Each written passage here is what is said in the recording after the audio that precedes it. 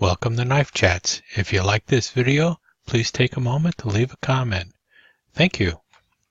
Now, if you're familiar with my channel, you know I do quite a few videos about the official Cub Scout knife, but I do also collect official Boy Scout knives.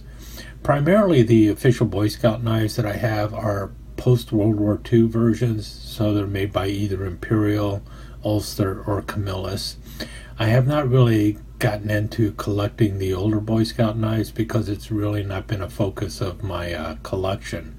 I do have some older pre-World War II camp or scout knives, but none of them were official Boy Scout knives.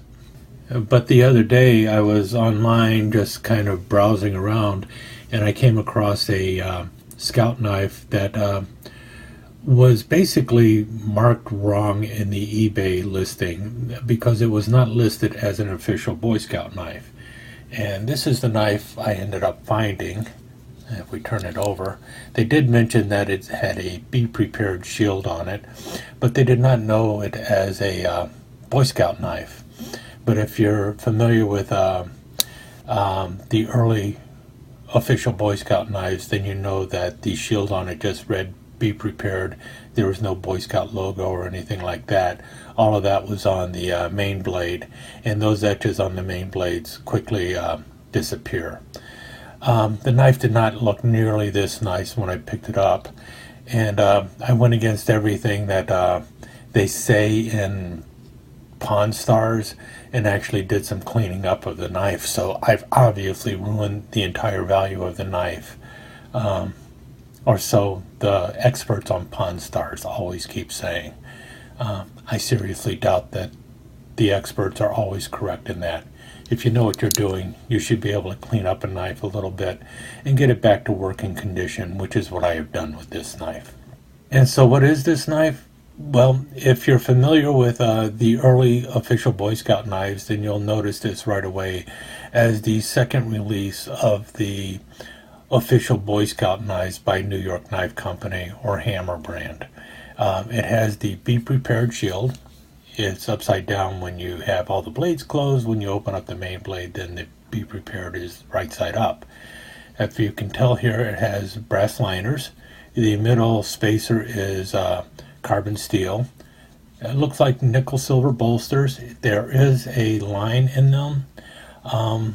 And you have a shackle or bail that is removable, as opposed to the original version that had a permanently attached shackle. And I believe the shackle might have been on the opposite end on the original knife. I'll put some inset pictures up of the original knife, and then I will also be comparing this to the 75th anniversary knife that Schrade made that is supposed to be a copy of this knife. The only real problem with this knife that I have is the main blade is used up quite a bit. I'd say it's probably a good, anywhere from 35 to 50% of the main blade has been used up. But you can still see the Hammer brand tang stamp on there. And if you look on the cap lifter screwdriver, you see where it says New York Knife Company, Walden. Now, the person who was selling this, like I had mentioned, did not know what they had, so that's why I managed to get this knife for about 35 bucks or so. It had a lot of rust on it. I cleaned that off with basically a little bit of oil and a SOS pad, and then a lot of hot water to get all the gunk out of it and everything. But it cleaned up really nice. If you can see here, that is the way the bolster looked completely. It was just completely covered like that. So I need to get a little more work on that done. And the shackle here, if you see how the inside here was, it was completely covered there. I've only got one photo of what it looked like before and a picture of the shield, which was completely covered in rust. Cleaned it up real nice with just an SOS pad. All the blades on this work pretty well. This is the way the early punch was, and you see the patent number on there. And it has a half stop. Works really nice. Looks to be almost complete. It might have been nipped off at the end here, which is not uncommon. They broke a lot anyway. But a really good half stop on it. Nice snap there. The can opener is as tight as can be. Ouch, just cut myself on it. Also a half stop on the can opener. Very sharp tip here. I believe it does hit the blade a little bit, and so there's a little bit of rub when I'm closing it. So usually what I'm doing now is I'm opening the main blade so that the can opener doesn't slam down on it, because it has a very good snap. The blade has a light snap to it. The cap lifter screwdriver works pretty good too, and it looks to be full. Really nice snap and close on that too. The bone handles are really good. No cracks or anything on them. The front side looks a little cleaner, but it might just be some darkening done over time. Brass pins hold it in place. Like I said, it's got brass liners. They shined up really nice. If I can get this opened up here again, I'll take a look at them.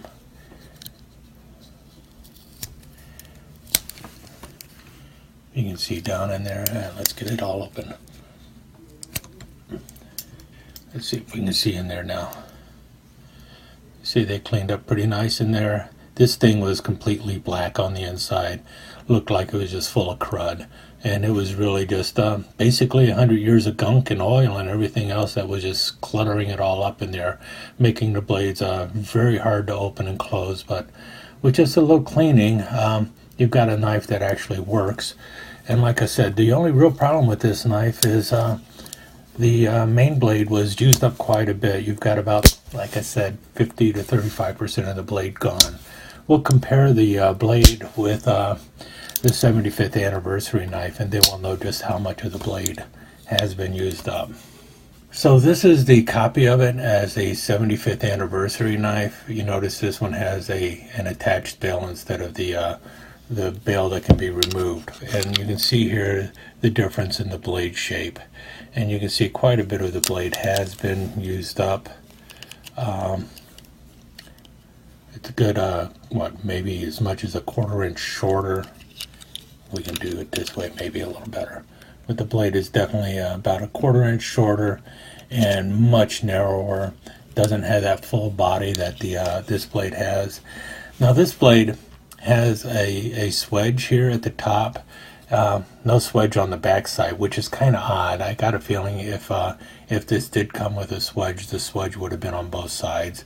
It also has this long pull, and I don't know if that's the way it was or not. And you notice it says New York Knife Company USA here, and there's no Hammer brand stamp or anything on it. And we see on the other knife that the New York Knife Company logo is actually on the cap lifter screwdriver. It says Hammer brand on the main blade.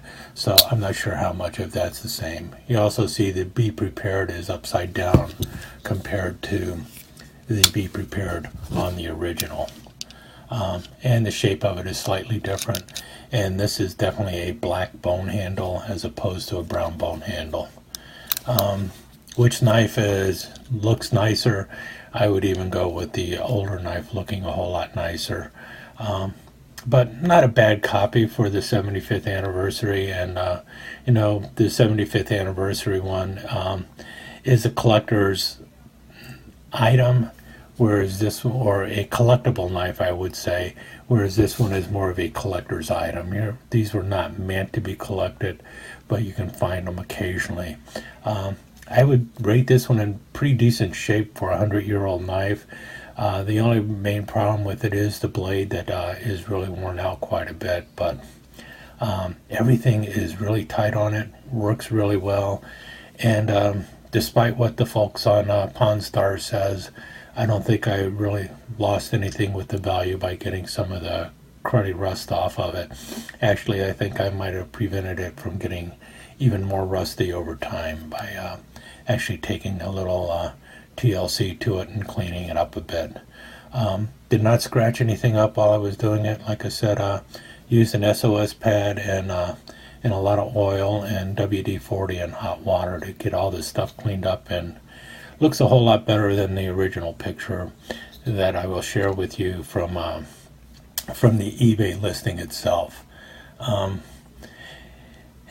Really just happy to have come across it and find it, and very happy to finally own a pre-World War II official Boy Scout knife. And this one probably dates from, I would say, the period around World War I up until no later than 1924, because New York Knife Company stopped making the Boy Scout knives in 1924, I believe. So sometime between 1914 and 1924, so most likely a 100-year-old knife, and for 100 years old, I think it's looking pretty good. Hope you enjoyed the video. If not, leave a comment, tell me what I could do, make it better.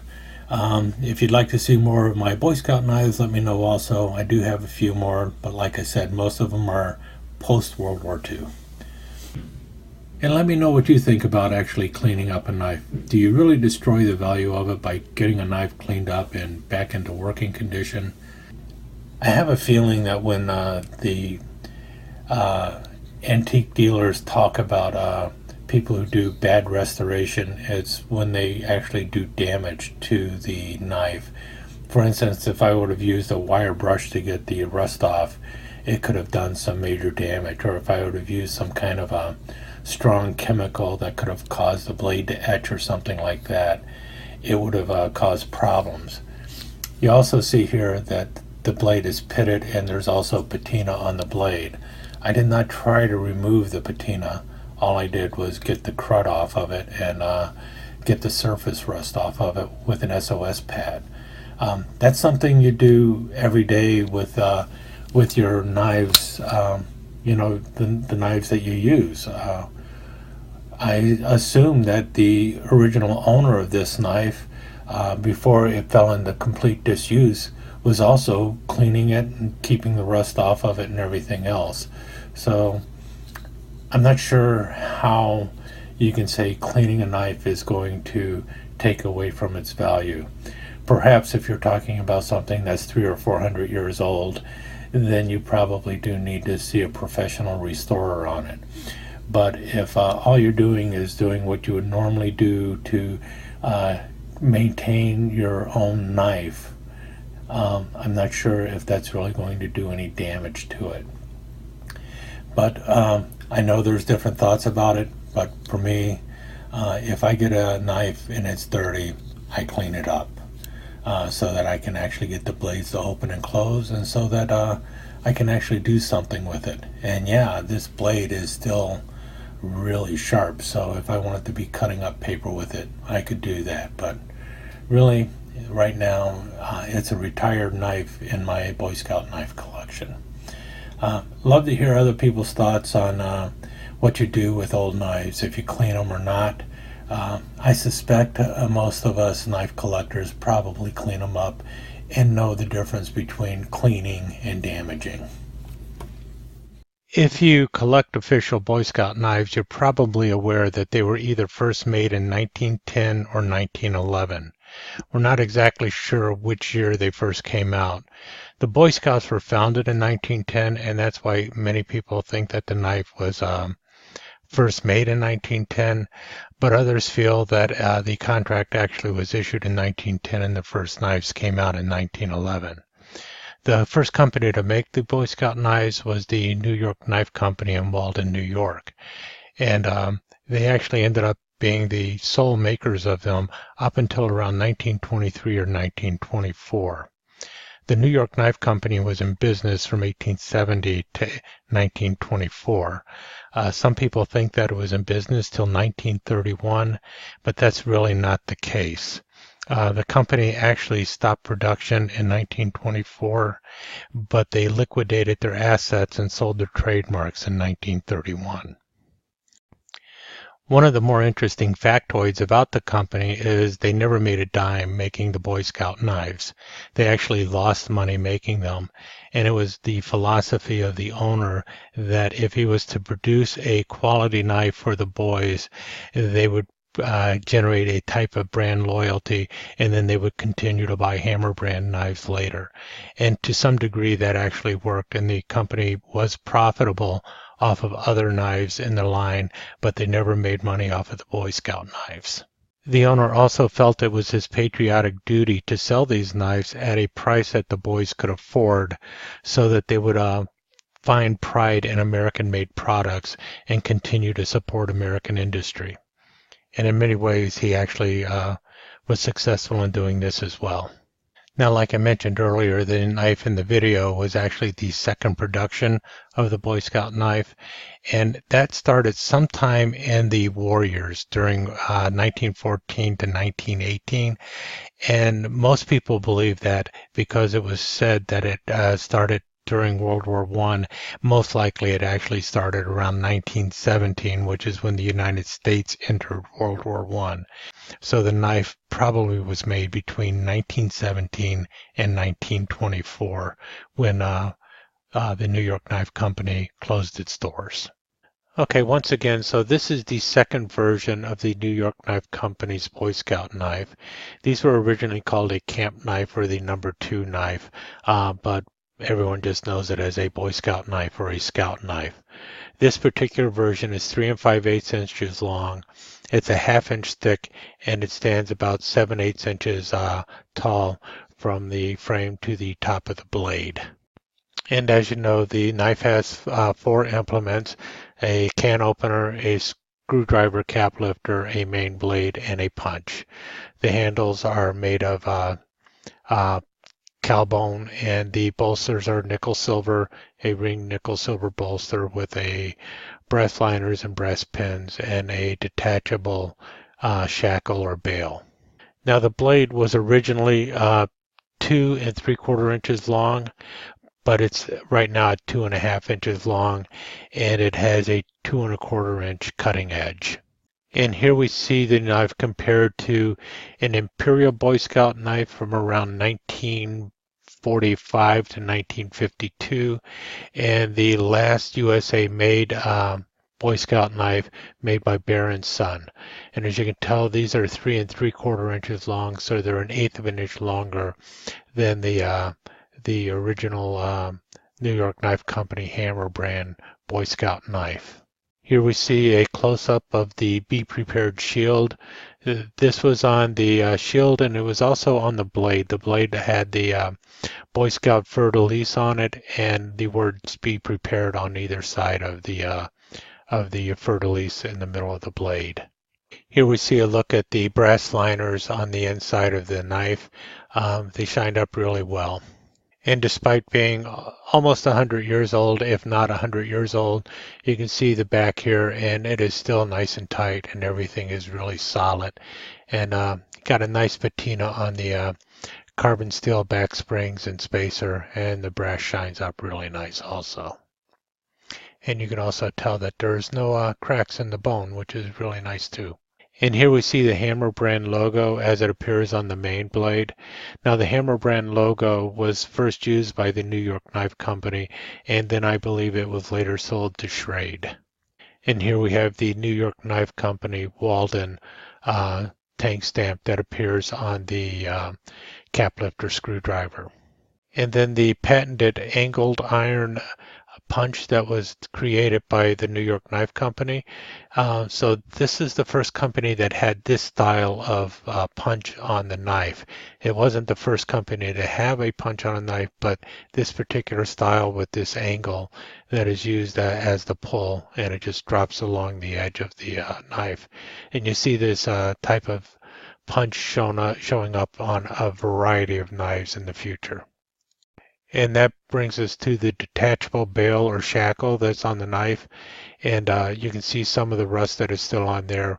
Remember, these were completely covered in brown rust, and I've gotten most of it off, but it's cleaning up pretty nicely. I'm not sure how much more I'm going to try and take off. No damage was done to the knife. All I did was get rid of the crud that was on there. And that brings us to the end of the video, and I hope you enjoyed looking at this wonderful piece of history from the New York Knife Company and the Boy Scouts of America. Really a terrific little knife, and I'm glad I have it in my collection now. Thank you so much for joining us. I hope you enjoyed this episode of Knife Chats, and if you did, please like and share it with your friends. Comments are always welcome. Don't forget to subscribe and ring that notification bell so you'll know when the next episode of Knife Chats is up online. Thanks again. Hope to see you soon.